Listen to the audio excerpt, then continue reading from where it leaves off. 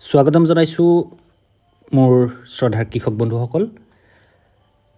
অসমৰ গ্ৰাম্য অৰ্থনীতিত পশুধন আৰু হাঁহ কুকুৰা পালনেৰে এটি গুৰুত্বপূৰ্ণ ভূমিকা পালন কৰি আহিছে। থলুৱা জাতৰ গৰু, গাহৰি, হাঁহ কুকুৰা পালনেৰে ৰাজ্যখনত প্ৰয়োজন হোৱা গাখীৰ, মাংস আৰু কণীৰ চাহিদা পূৰণ কৰিব পৰা নাই বাবে বহিৰাজ্যৰ পৰা আজিও আমি আমদানি কৰি থাকিবলগীয়া হৈছে। সেয়ে উৎপাদন বৃদ্ধি কৰিবলৈ উন্নত বা বৰ্ণসংকৰ জাতৰ গৰু, ছাগলী, গাহৰি বা হাঁহ কুকুৰা পালন কৰিবলৈ ৰাজ্যখনৰ পালক বা কৃষকসকল নিশ্চিতভাৱে আগবাঢ়ি আহিব লাগিব। অন্যান্য পশুপালনৰ দৰে গাহৰি পালনো এটি লাভজনক উদ্যোগ। ৰাজ্যখনত অতীজৰে পৰা গাহৰি পালন আমাৰ সমাজৰ জনজাতীয় লোকসকলে কৰি অহা দেখা গৈছে। গাহৰিয়ে বছৰত দুবাৰকৈ পোৱালি দিয়ে আৰু এবাৰত 8ৰ পৰা 10টালৈকে পোৱালি জন্ম দিব পাৰে।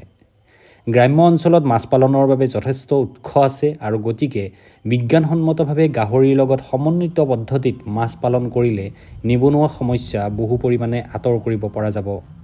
পুখুৰীৰ পাৰত বা তাৰ কাষত গঁৰাল নিৰ্মাণ কৰি সমন্বিত পদ্ধতিৰে গাহৰিৰ লগত মীন পালন কৰিলে একে স্থানৰ পৰাই একে সময়তে মাছৰ লগতে গাহৰি মাংসও পাব পৰা যায়। শ্ৰদ্ধাৰ কৃষক বন্ধুসকল, আপোনালোকৰ এই সমন্বিত পদ্ধতিৰ সৈতে মীন পালনৰ সৈতে গাহৰি পালন এই লাভজনক ব্যৱসায়ৰ সৈতে জড়িত বান্দৰমাৰী নিবাসী এন্থিউ বসুমতাৰী তেখেতে গাহৰিৰ সৈতে মীন পালন কৰি কেনেদৰে স্বাৱলম্বী হোৱাৰ পথ মুকলি কৰিছে, আহকচোন তেখেতৰ মুখেৰে আমি শুনো।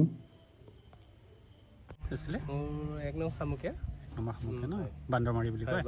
হয়, আপুনি দেখিছোঁ আপোনাৰ যিখন পুখুৰী আৰু মীন পামখন কৰিছে, তো আপোনাৰ এইটো কিমান বিঘা পুখুৰী আছে আপোনাৰ ইয়াত? এইটো মোৰ প্ৰায় এবিঘাৰ অকণমান বেছি আছে। হয়, আৰু এই পুখুৰীৰ লগত আপুনি কি মাছ পালনৰ লগত আপুনি গাহৰি পালনো কৰি আছে নহয় জানো? গাহৰি পালন আছে মোৰ লগতে। হয়, তো গাহৰি কেইটা আছে আপোনাৰ?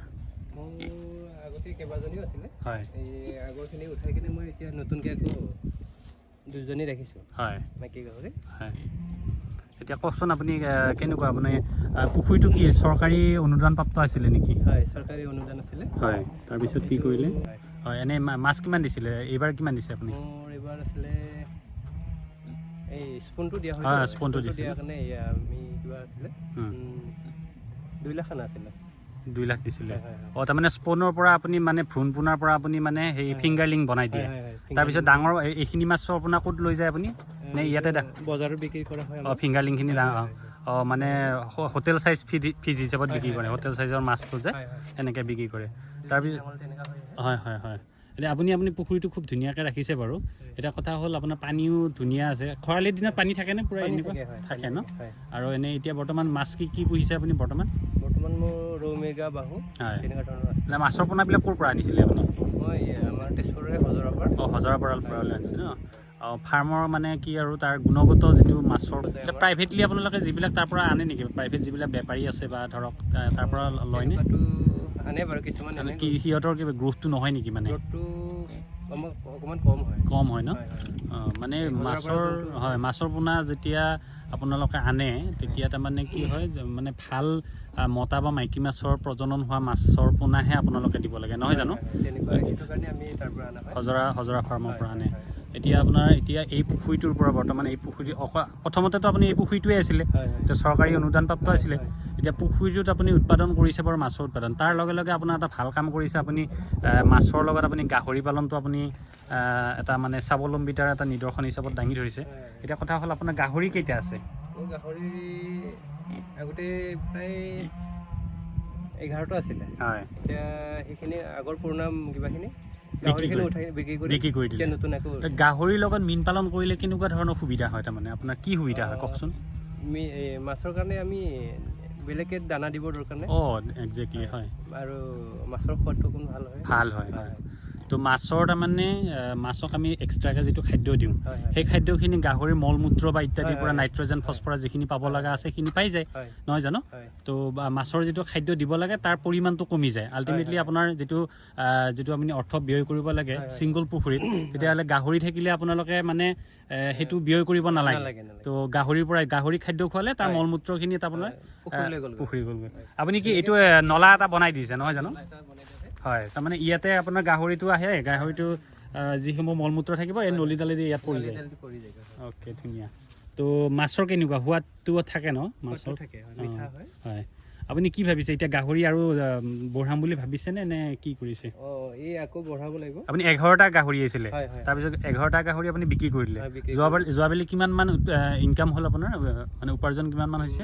প্ৰায় মোৰ হেমচিয়াৰ গাহৰি আছিলতো, হেমচিয়াৰ প্ৰায় 18 পৰা 20,000 এটাত গাহৰি। প্ৰায় আপুনি সেনেকুৱা 11টা বিক্ৰী কৰিছে নহয় জানো? তো ভাল টকা পাইছে নহয় জানো? হয়। এতিয়া আৰু আপোনাৰ মাছৰ পৰা উৎপাদন আৰু গাহৰিৰ পৰা উৎপাদন এনেকুৱা বছৰত আপুনি কিমান টকা আপুনি উৎপাদন কৰে বছৰি এই পুখুৰীটোৰ পৰা? ধৰা হ'ল 1 বিঘা পানীকালি পুখুৰী আৰু আপোনাৰ 11টা আপোনাৰ গাহৰি, আপুনি কিমান উৎপাদন কৰে আপোনাৰ? আমাৰ বছৰত প্ৰায় মোৰ 1.5-2 লাখ মান আহি যায়। 1.5-2 লাখ টকা আহি যায়। আৰু এক্সট্ৰা আপোনালোকৰ কাষতো আপোনালোকে দেখিছোঁ ধান খেতিও কৰে আপোনালোকে নহয় জানো? তো ধান খেতিৰ পৰা উপাৰ্জন বা মাছ খেতিৰ পৰা আৰু গাহৰিৰ পৰা উৎপাদন। আপুনি কি ছাগলী খেতিও কৰে? ছাগলীৰ মানে পালনো কৰে নেকি? লগতে ছাগলীও পালন কৰোঁ। ছাগলী পালনৰ কাৰণে কি কৰে আপোনালোকে? ইয়াতে দিয়ে নে? চৰিব দিব আৰু হয়। ঘাঁহ বন আছে। কিমানটা ছাগলী কিমান আছে আপোনাৰ? মোৰ বৰ্তমান 5জনী আছে। 5জনী আছে ন? এইটো আমাৰ থলুৱা ছাগলীয়ে আপোনালোকে হেৰি কৰে, থলুৱা ছাগলী। ইয়াৰ উপৰি আপুনি এনে কি আৰু বেলেগ কিবা কাম কৰে নেকি? মীন ব্যৱসায়ৰ লগত মীন আৰু গাহৰি পালনৰ উপৰিও আপুনি কেনেকুৱা ধৰণৰ আপোনাৰ ধান খেতি কৰে নহয় জানো? ধান খেতি কৰোঁ। তো আৰু এতিয়া আপুনি কিবা ক'ব নেকি আমাৰ কৃষকসকলক, যিয়ে কৃষকসকলে কাম কৰি আছে বৰ্তমান, মাছ খেতিয়ে কৰি আছে বা ধৰক গাহৰি পালন কৰি আছে বা ছাগলী পালন কৰিছে, তেওঁলোকক আপুনি কি ক'ব বিচাৰে?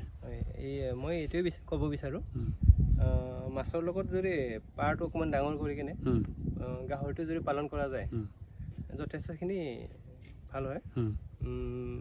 যিখিনি মাছক দানা দিব লাগে সেইখিনি আমি নিদিওঁ, গাহৰিক দিলে গাহৰিৰ দানাখিনি আমাৰ ইয়াত আহি যায়গৈ। আপুনি ইয়াত হয় এই গাহৰি পালনৰ উপৰিও আপোনাৰ এতিয়া হাঁহ পালনটোতো কৰিব পাৰি নহয় জানো? তো আপুনি ইয়াতে কি হাঁহ পালন কৰিলে কিবা অসুবিধা আছে নেকি ইয়াতে? মই হাঁহ পালনটো চিন্তা কৰিছোঁ, অকণমান দেৰিকৈ কৰিম। মানে এইটো 3তৰপীয়া হ'ব, তাৰমানে এটা হাঁহ পালনো থাকিব, গাহৰি পালন থাকিলে আৰু লগে লগে মাছৰ হেৰিটো থাকিলে, তেতিয়া হাঁহৰ যিটো মলমূত্ৰ এইটো মাছে খাই দিব।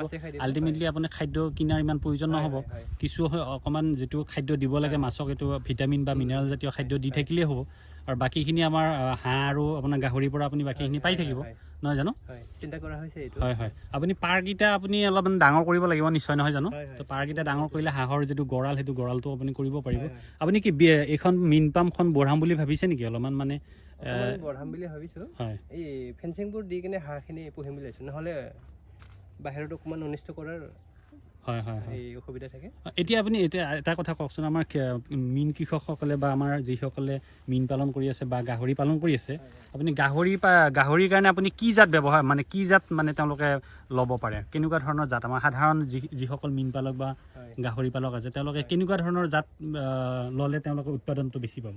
আপুনি কি জাত ব্যৱহাৰ কৰি আছে? মই হেমচিয়াৰ বুলি কয় এইটো, হাইব্ৰিড জাত। আপুনি ক'ৰ পৰা আনে এইটো হেৰিটো? এইটো আমাৰ এই ঘোঁৰামাৰীৰ মনোজ বসুমতীৰ পৰা। মনোজ বসুমতী ছাৰৰ পৰা হয় নে? মনোজ বসুমতী ছাৰ তেওঁতো বহুত ধুনীয়া হেৰি কৰে ন? তেখেতে তেওঁৰ পৰা আনে ন? তো কিমান মান দাম পৰে এইবিলাক গাহৰি পোৱালিবিলাক আনোতে? প্ৰায় 6,000 মান পৰি যায় বৰ্তমান এটাত। এইটো মাইকী বা মতা গাহৰি বুলি কিবা কথা আছে নেকি? তেনেকুৱা কথা নাই। মানে আপোনাৰ এইটো কেইমহীয়া পোৱালি আনিব আপুনি? এইটো 2মহীয়া আনো। 2মহীয়া পোৱালিত কিমান পৰে বুলি ক'লে? 6,000 মান পৰে। 6-7 হাজাৰ টকা পৰি যায়।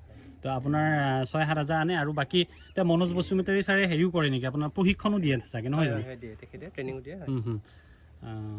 এতিয়া মানে হেমচিয়াৰ আৰু কি জাত আপোনালোকে নিৰ্বাচন কৰিছে? আমি হেমচিয়াৰ, য়ৰ্কশ্বায়াৰ, লাৰ্জ ব্লেক আছিল। লাৰ্জ ব্লেকটো আমি ৰাখা নাই বাৰু।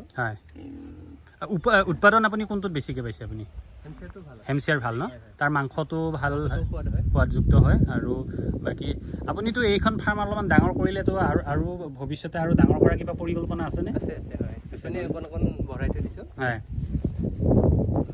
লাহেকৈ বঢ়াম বুলি ভাবিছোঁ। মতা আৰু মাইকী গাহৰি জাত নিৰ্বাচন কৰোঁতে বা ধৰক আপুনি কেইটা মতা গাহৰি কিনিব লাগিব, কেইটা মাইকী গাহৰি কিনিব লাগিব, এইটোতো আপোনালোকে জানে নহয় জানো? জানো। আপুনি কিছু আপোনাৰ হেৰিখন মানে যিটো গঁৰালটো অলপমান হেৰি হৈছে, অলপমান ভাল কৰিব লাগিব, ৰিপেয়াৰ কৰিব লাগিব। তো নিশ্চিতভাৱে আমাৰ মীন পালকসকলে এই ক্ষেত্ৰত আমাৰ এন্থি বসুমতীৰ পৰা কিছু আপোনালোকে জ্ঞান ল'লে বা আপোনালোকে জানিব যে এই ক্ষেত্ৰত নিবনুৱা মীন পালকসকলে বা নিবনুৱা যুৱক যুৱতীসকলে যদি মীন পালনৰ লগত গাহৰি পালন কৰিম বুলি ভাবিছে, তেতিয়াহ'লে নিশ্চিতভাৱে এটা উদাহৰণ বা এটা আদৰ্শ। এজন সফল মীন পালক, তেওঁ এই পুখুৰীটোৰ অলপ মীন পামখন আৰু ডাঙৰ কৰিম বুলি ভাবিছে আৰু ডাঙৰ কৰিলে নিশ্চয় ইয়াতে গাহৰিৰ লগতে আৰু হাঁহ পালনো কৰিব পাৰিব তো এনেকুৱা ধৰণৰ সমন্বিতভাৱে মীন পালন কৰিলে নিশ্চিতভাৱে আমাৰ নিবনুৱা যুৱক যুৱতীসকলে আমাৰ কৰ্মসংস্থাপন তথা স্বাৱলম্বী হোৱাৰ এটা মানে উদাহৰণ দাঙি ধৰিব পাৰিব ধন্যবাদ